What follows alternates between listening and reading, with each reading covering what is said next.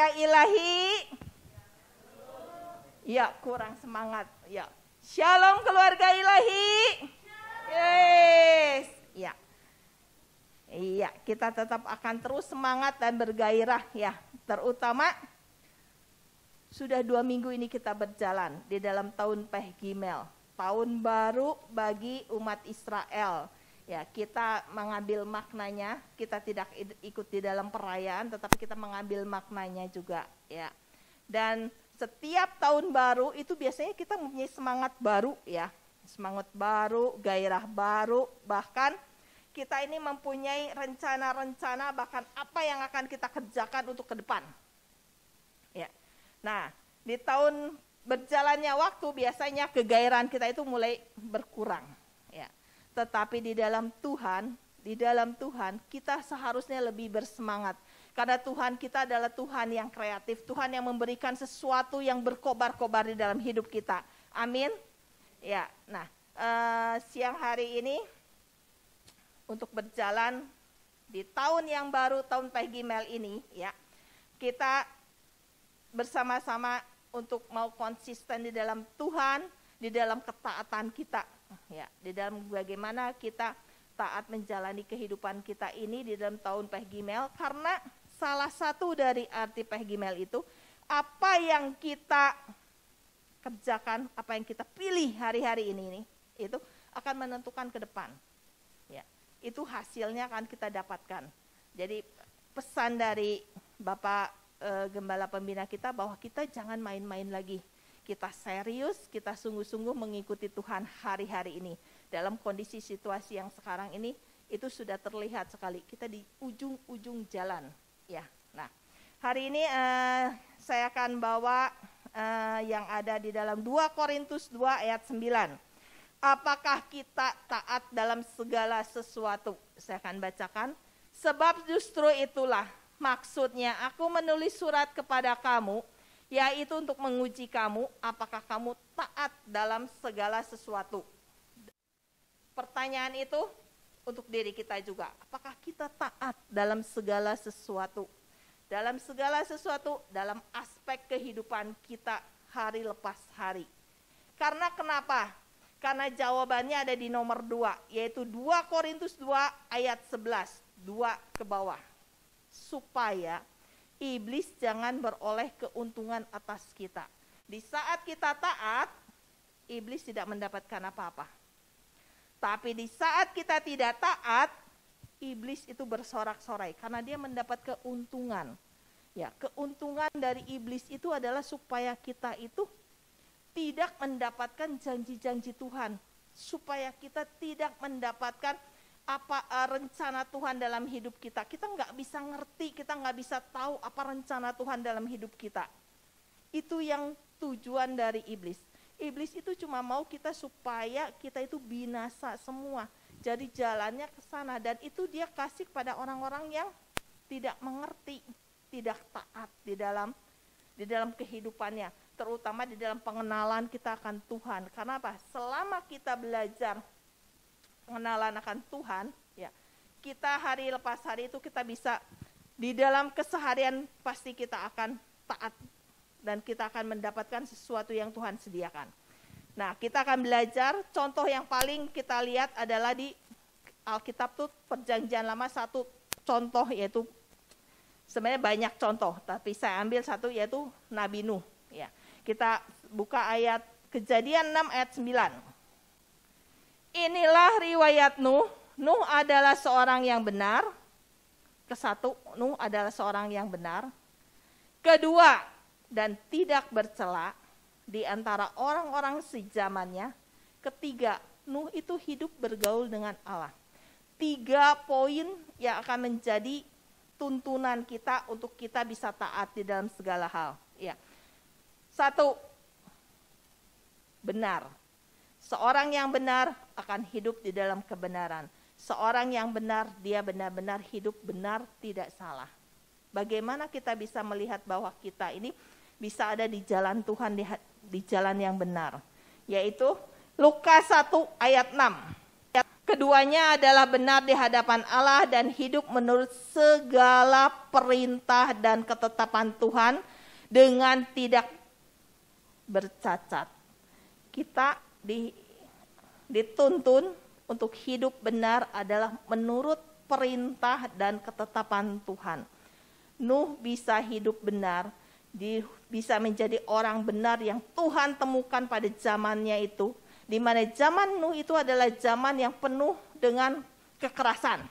Di Alkitab dikatakan zaman yang penuh dengan kekerasan, zaman di mana kemerosotan moral. Ya. Jadi perkawinan yang tidak sebenarnya. Ya. Itu tuh ada di zaman Nuh.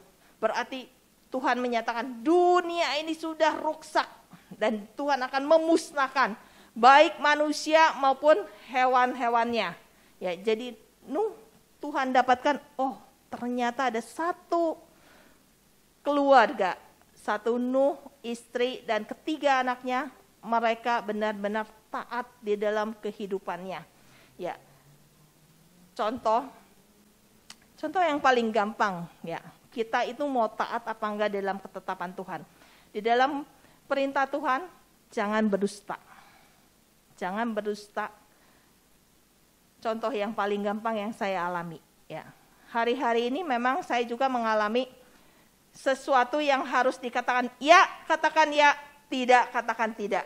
Ya, tapi sulit sekali untuk mengatakan itu. Karena kenapa? Kalau kita ada seseorang mengeluarkan isi hatinya, ya, kita sudah tahu isi hatinya. Terus nanti beberapa waktu kemudian ada teman yang tanya, kamu tahu nggak? Si ini begini. Apa yang harus saya jawab? Saya tahu. Tapi saya kan nggak mungkin memberitahu, ya saya tahu. Itu akan berlanjut soalnya. Saya mengatakan ya saya tahu akan berlanjut dengan cerita yang akan panjang. Karena sumber akan menjadi ramai, ya kan? Saya bilang nggak tahu, tapi kenyataannya memang saya tahu. Di antara persimpangan mau bohong atau mau tidak. Sebenarnya kata bohong itu adalah kata dusta, itu paling gampang dan simpel. Ya.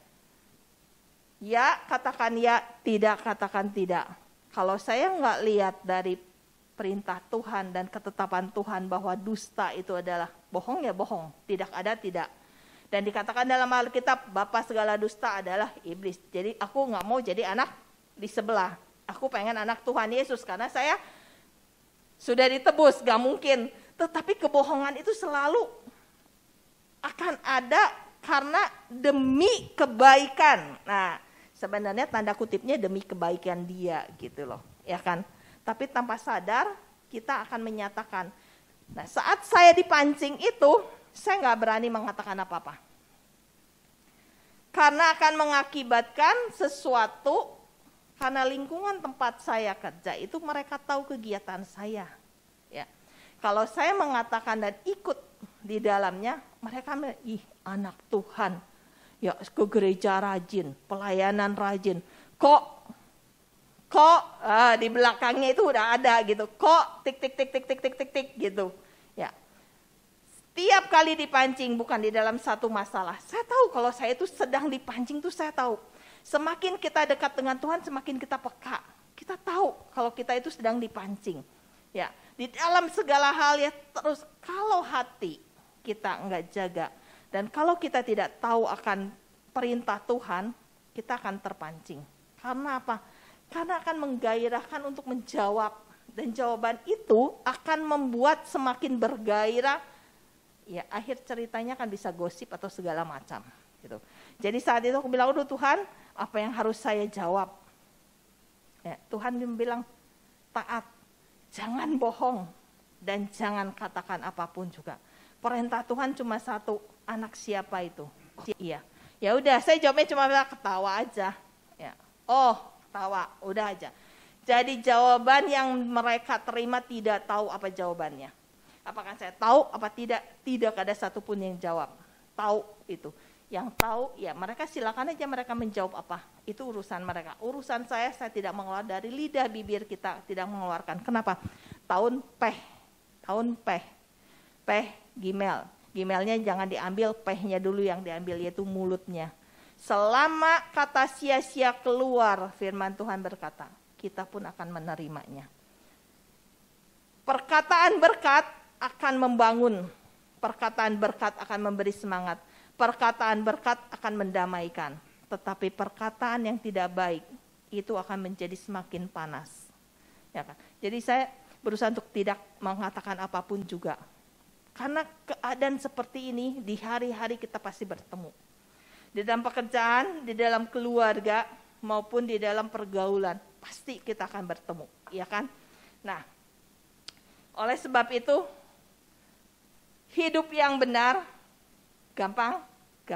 Hidup yang benar susah. Satu-satunya adalah cuma bersandar pada Tuhan.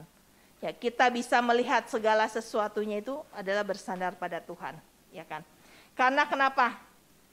Kita tahu firman Nuh, tuh dia benar-benar mengikuti apa yang diajarkan oleh kakek buyutnya. Dia melihat papahnya, dia melihat kakeknya, dia melihat kakeknya itu, ya kan? Dia pasti melihat ajaran bagaimana Henokh, kakek buyutnya itu, karena Nuh kan berarti cicit. Bagaimana dia bergaul dengan Tuhan. Apa yang diajarkan dia dengar, apa yang diajarkan dia lakukan. Karena apa yang kita dengar, iman itu timbul dari pendengaran akan firman. Apa yang kita dengar itu menguatkan kita. Dan itu yang akan memberikan kita keteguhan bahwa menurut perintahnya dan ketetapannya di dalam ketaatan kita berjalan dengan Tuhan, itu akan memberi berkat. Ya. Nah, yang kedua, tak bercela. Tak bercela artinya, kalau saya tangkap, kekudusan, ya. Tidak cemar, tidak menjaga kekudusan. Karena aku melihat di dalam Nuh itu, ya, itu kemerosotan moral, ya, itu sudah sangat turun, sudah ada di bawah sekali. Zaman kita pun sama, zaman sekarang. Ya, lingkungan saya bekerja itu berhubungan dengan anak-anak tenaga kerja. Ya, jadi sampai hari ini pun saya masih tetap mendapatkan akan LGBT di sini. Itu artinya kebanyakan karena tenaga kerja Indonesia itu adalah orang Indonesia, perempuan semua, laki-lakinya minim. Yang saya temukan nggak sampai, kayaknya sedikit sekali lah, ya. Mengakibatkan karena karena gairah, ya. Jadi akhirnya mereka bertemu perempuan dengan perempuan lagi, gitu. Sampai hari ini anak Indonesia banyak, ya. Banyak sekali yang ada di luaran itu, ya. Saya berapa kali terkaget-kaget, ya. Cuma hari-hari ini sih kayaknya mulai sedikit berkurang yang saya temukan. Tetapi yang lama, waduh, kalau mereka sudah mempunyai cinta itu benar-benar mati-matian. Sampai ada sekali itu pasangannya itu sudah bertobat bawa pisau ke rumah majikannya. Itu cintanya benar-benar cinta mati sekali. Nah, zaman sekarang di sini pun seperti itu. Bagaimana kalau kita menjaga kekudusan tuh gampang, ya, secara lahiriah, ya. Kekudusan secara lahiriah kita menjaganya. Tetapi kekudusan yang ada di dalam. Ibrani 12 ayat 14 sampai 15, ya. Berusahalah hidup damai dengan semua orang. Di menara doa kemarin malam dikatakan hati, jaga hati. Sumber itulah yang harus diperbaiki. Hidup damai, enak kalau benar-benar kita damai. Tidak ada iri hati, tidak ada kecewa, tidak ada kepahitan. Ya, damai sesama teman, damai sesama keluarga, enak sekali. Kita tidak ada perselisihan dan kita bisa menjaga kekudusan. Tetapi kalau kitanya nggak damai, iri hati itu udah keluar. Aku iri, melihat dia lebih baik dari saya. Aku kepahitan karena perkataan yang saya dengar tanpa kita menyadari, dia sadari, ya, masuk ke dalam. Di dalam itulah yang harus kita jaga kekudusan. Kekudusan secara lahiriah kita bisa dengan baik setengah mati. Tetapi kekudusan secara dalam dan pikiran itu sulit sekali. Media sosial, mau YouTube, mau apapun juga ada. Sekali celek apapun juga ada. Di dalam media itu menjanjikan segala sesuatu. Ya. Pikiran yang akan kena. Di dalam hati, kekecewaan yang kena. Bagaimana kita bisa hidup kudus? Karena Tuhan yang kita sembah itu adalah Tuhan yang kudus. Bagaimana saya bisa bertemu dengan Tuhan? Di sini katakan, tanpa kekudusan tidak ada seorang pun melihat Tuhan. Bukan secara nyata kita lihat Tuhan, tetapi dalam hadiratnya kita bertemu dengan Tuhan. Di dalam hadiratnya itu saya bisa bertemu dengan Tuhan. Tuhan itu baik, Tuhan itu bekerja. Ya. Di dalam hadiratnya kita tahu apa yang Tuhan mau di dalam hidup kita. Ya, karena kenapa? Karena saat kita berdamai dengan orang, hati kita damai. Tapi tidak mungkin kenyataannya di dalam hidup kita itu damai dengan sesama teman itu tidak ada kerikil-kerikilnya. Terkecuali seperti saya orangnya in and out. Datang apa ya keluar, belum masuk udah keluar semua. Itu jangan diikutin karena nggak baik juga, ya kan? Itu jangan diikutin. Cuma akan membuat segala sesuatunya lebih ringan saja menurut saya gitu. Tapi kenyataannya tetap sama, ya kan? Nah, saya mengucap syukur satu. Ya. Di dalam hidup yang benar dan tidak bercela ini ya Tuhan memberikan sesuatu bagi saya. Ya, terutama karena kemarin ada kejadian ya. Kejadian di dalam keluarga yaitu suami positif ya. Itu saya tuh sempat ngomong gitu. Kok Tuhan kok tawar-tawaran gitu loh artinya. Kalau bisa sih jangan jam segitu, kalau bisa tuh lewat jam saya habis selesai ibadah gitu ya. Nah, jam 9 itu dia udah kasih, jam 9-an lah kira-kira, karena saya cuma lihat sebentar, dia kasih tahu bahwa dia ada 2, strik 2. Saya bilang tes lagi, ya, dia tes lagi kedua lagi, masih 2. Saking gak puasnya saya bilang ketiga tes lagi, dan nyatanya memang 2 nggak bisa dihindari itu udah 2 aja. Langsung saya bilang ya udahlah ke Penis Bay aja lah. Aku bilang gitu daripada di rumah ya Penis Bay lebih bagus gitu ya. Udah saya udah tutup loh. Aku nggak tanya-tanya lagi. Ya. Saya ini orangnya gini kalau kerja atau seperti hari Sabtu begini itu handphone tidak akan pernah saya lihat. Saya lihat nggak akan pernah jawab. Prinsip saya kalau saya udah kerja, srek gitu. Nah, sampai akhirnya saya mendapatkan itu, ya sekitar siang. Nah, disinilah hidup yang benar dan menjaga kekudusan dalam lidah. Ya. Saya bilang, aduh Tuhan, gimana ya? Tapi kalau memangnya kayak gini ya puji Tuhan aja gitu ya. Saya bilang sama suamiku, ya udah pergi aja ke sana. Saya pulang dan saya nggak ikut ibadah ya. Kenapa? Sebenarnya saya pengennya ibadah gitu ya. Karena 1 minggu sebelumnya juga saya juga mau pengumuman seperti tadi Ria. Dikatakan kalau yang terkena positif atau close kontak dengan positif lebih baik tinggal di rumah. Saya ini langsung di dalam itu aduh kayaknya pengen sekali ke ibadah gitu ya. Tapi Tuhan bilang, loh kamu ini baru ngomong seminggu yang lalu, kok nggak nurut gitu. Ya. Tuhan aku pengen hidup yang benar. Tapi bagaimana saya pengen ketemu Tuhan juga gitu. Terus Tuhan bilang, perintahnya cuma 1, taat apa enggak kamu? Apa yang kamu katakan itu bisa kamu lakukan apa enggak?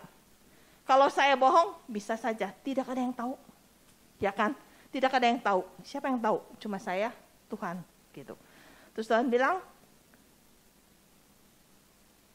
apakah kamu benar-benar mau pergi? Aku bilang, iyalah, maulah. Kenapa enggak jam 3 aja?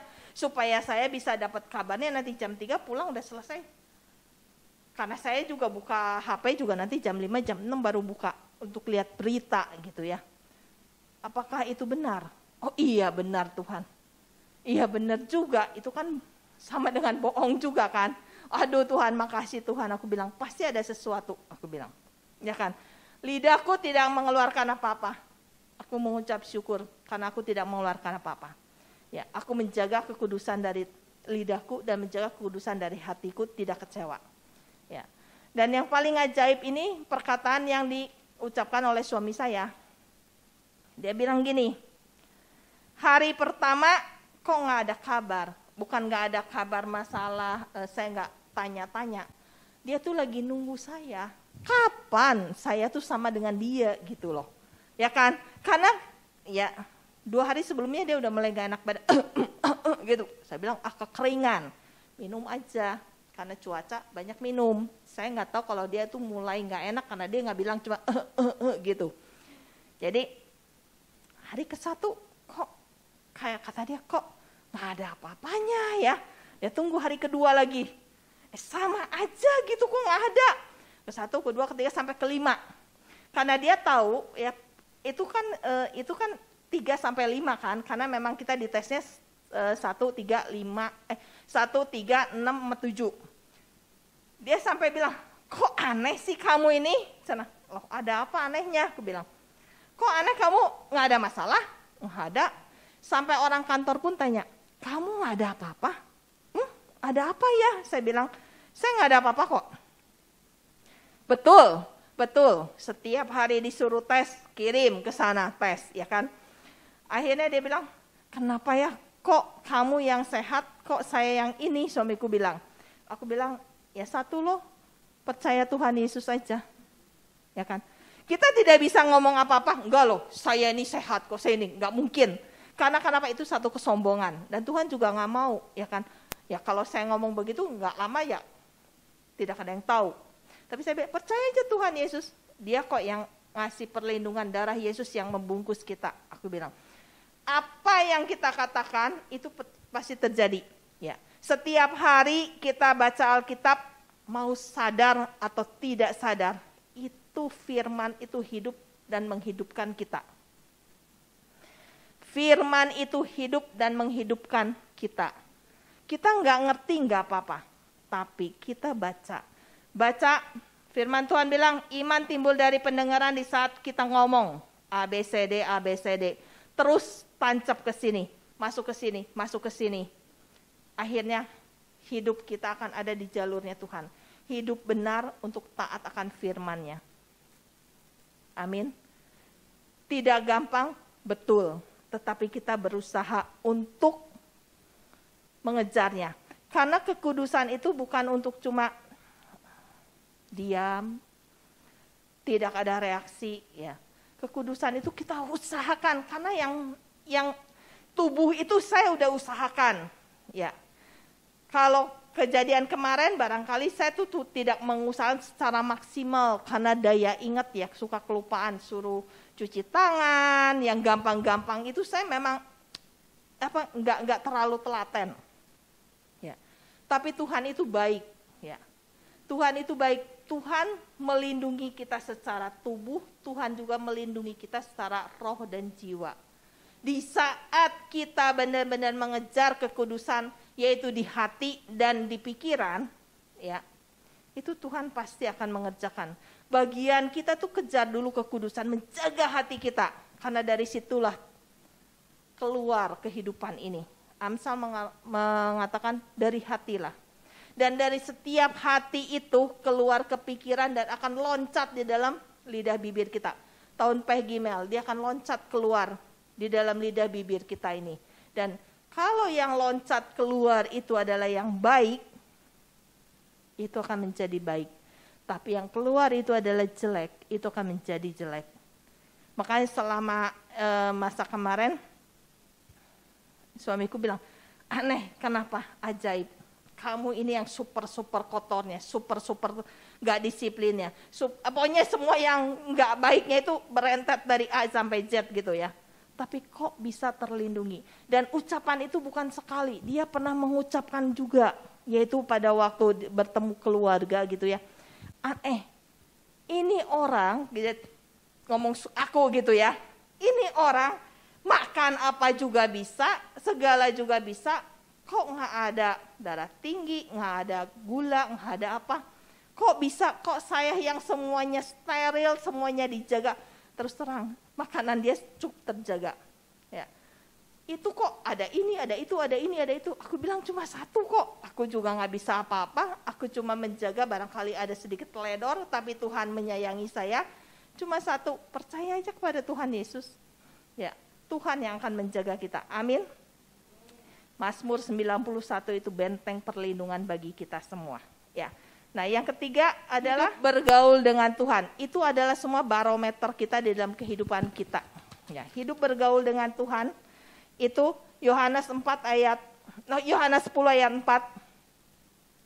Jika semua dombanya telah dibawanya keluar, ia berjalan di depan mereka dan domba-dombanya itu mengikuti dia karena mereka mengenal dia. Kita itu sudah diselamatkan. Kita itu adalah mengikuti Tuhan Yesus.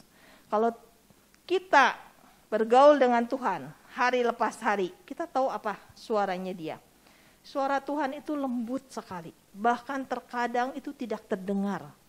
Karena kenapa? Karena hiruk pikuknya kita dengan kesibukan hati kita dan pikiran kita. Suara Tuhan itu terlalu lembut untuk kita tangkap. Oleh sebab itu kalau kita benar-benar berjalan bersama Tuhan dan ngikutin dia, ya, kita bisa menangkap sekecil apapun suara lembut itu kita bisa tangkap. Sesamar-samar apapun juga bisa ketangkap. Karena kenapa? Saya bersama teman, ya, baik, segala sesuatunya baik. Dia mengatakan sesuatu samar-samar sekali. Saya bisa tangkap. Padahal dia katakannya juga enggak to the point gitu. Kok kamu begitu ya? Samar-samar sekali. Padahal saya tidak melakukan apa-apa, cuma dia, kok kamu begitu ya? Aduh, lembut sekali. Saya tangkap itu langsung. Ya. Situasi kalau kita senang, kita nggak ada masalah. Seperti saya in and out, ya biarin aja dia ngomong apa. Karena saya juga nggak melakukan apa-apa. Tapi situasi kalau tidak senang, hati kita mulai bergolak. Ya kan? Karena kenapa? Kita nggak melakukan apa-apa, kalau ada orang yang menangkap seperti itu, pasti hati itu bermain di dalam. Ya, itu gampang sekali. Nah, kalau kita mendengarkan suara Tuhan itu selembut apapun juga, dia akan membawa kita sedikit demi sedikit untuk lebih menangkap. Yang kedua, kita harus tahu kalau kita bergaul intim itu kita harus tahu juga siapa ya pribadinya dia. Pribadi Tuhan itu penyayang banget. Seperti tadi kita andalkan Tuhan. Kita terus mengandalkan Tuhan, mujizat itu terjadi. Di saat terjadi COVID kita andal. Semua dari kita 100% mengandalkan Tuhan. Tuhan bentengi kita. Ya, walaupun ada beberapa yang kena, itu pun ada rencana Tuhan di dalamnya. Seperti dengan kejadian di dalam keluargaku, sebenarnya bulan 3 itu anakku yang kena dulu. Bulan 3 lagi-lagi semangat-semangatnya yang rame-rame itu 10.000 gituan. Ya, itu anakku sudah kena duluan. Dan dia juga bingung dari mana datangnya. Aku bilang jalanin, ya. Kita berdua tidak kena, ya. Tetapi di saat anakku itu kejadian itu, saya pun buka ini masker. 2 kali memberi makanan pada dia tanpa masker. Kelupaan benar-benar. Tapi begitu ajaibnya Tuhan, sampai anakku bilang, dari lidah bibirnya dia bilang, wah Tuhan Yesus dahsyat. Kenapa? Karena dia tahu apa yang saya lakukan.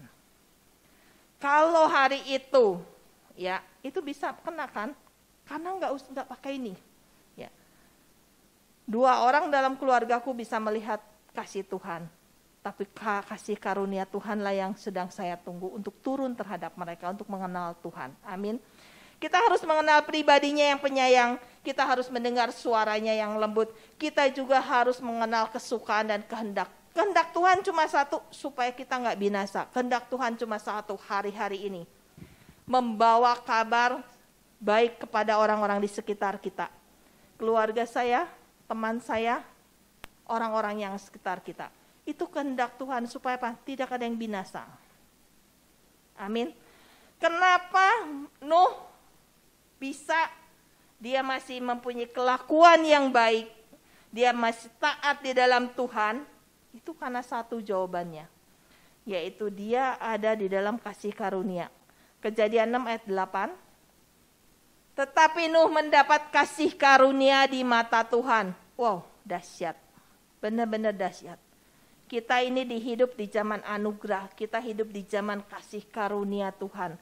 Kita benar-benar berlimpah-limpah, apalagi di masa Pentakosta ketiga ini.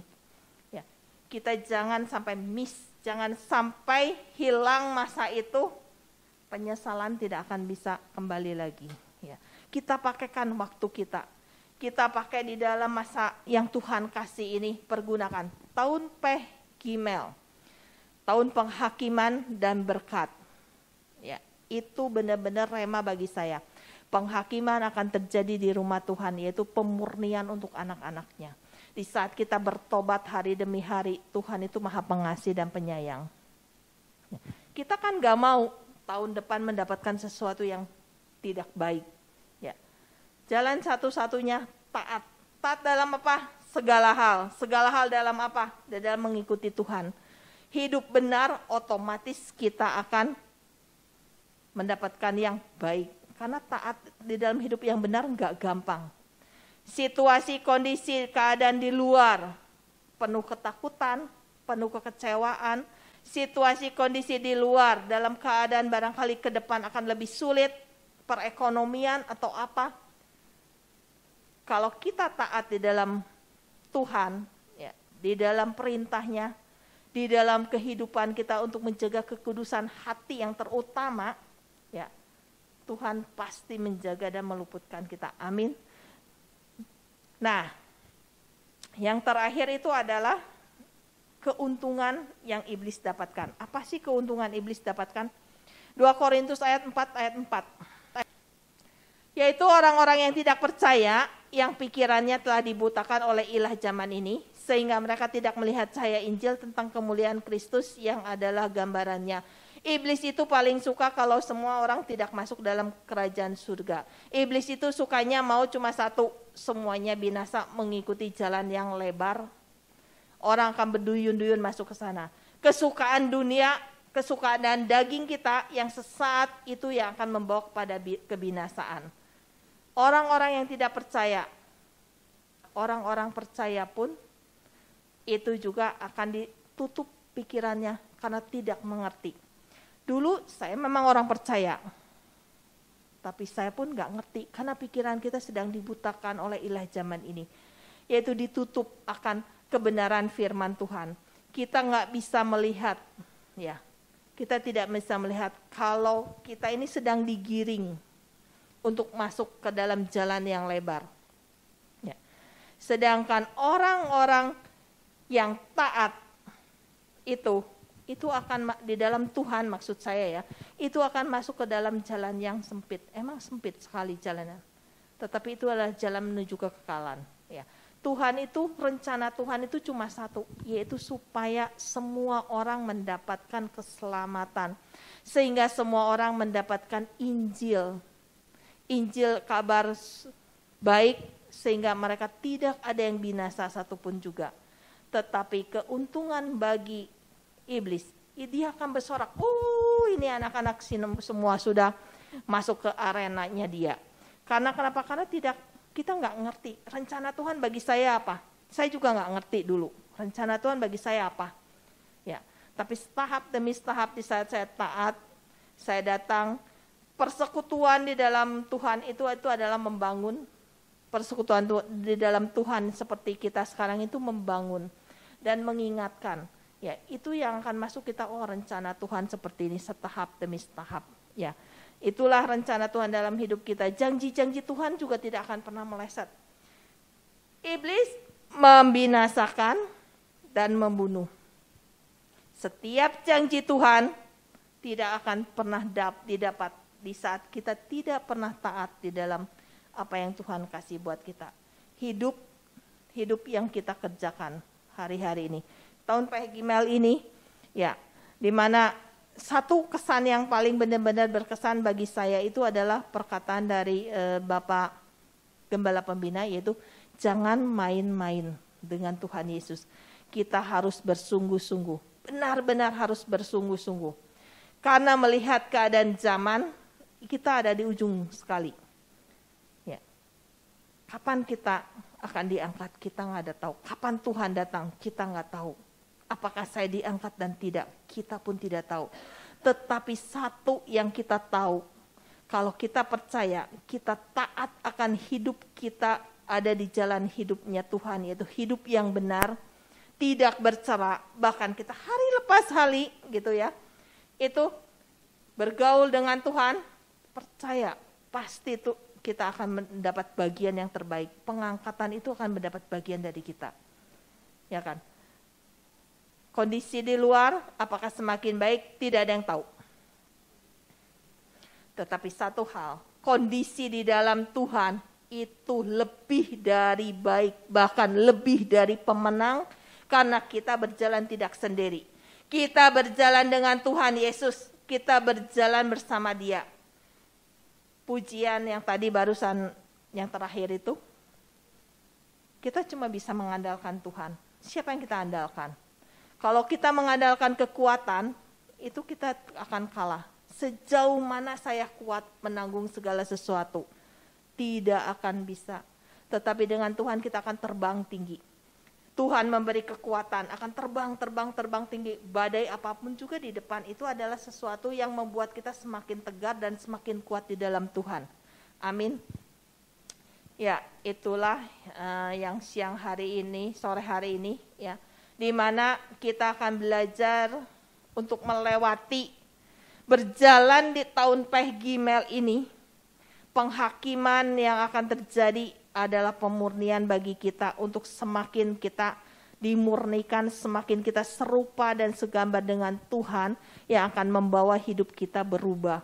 Kita adalah penuai-penuai di zaman ini. Kita adalah orang-orang yang Tuhan pilih dari sekian banyak orang untuk membawa kabar baik. Seperti saya nggak bisa ngomong apa-apa terhadap keluarga, tetapi melalui sikap hidup aja itu yang paling penting, ya kan? Kita banyak ngomong juga, kalau yang belum dibukakan sama Tuhan, tetap aja yang kita injili juga tetap aja, ya nanti, kapan-kapan aja, kalau ada waktu, ayo, aduh lagi sibuk, ya kan? Tetapi melalui hidup ini, ya, terutama dari hidup kita ini, mereka kan terheran-heran, kok bisa ya beda? Kenapa ya?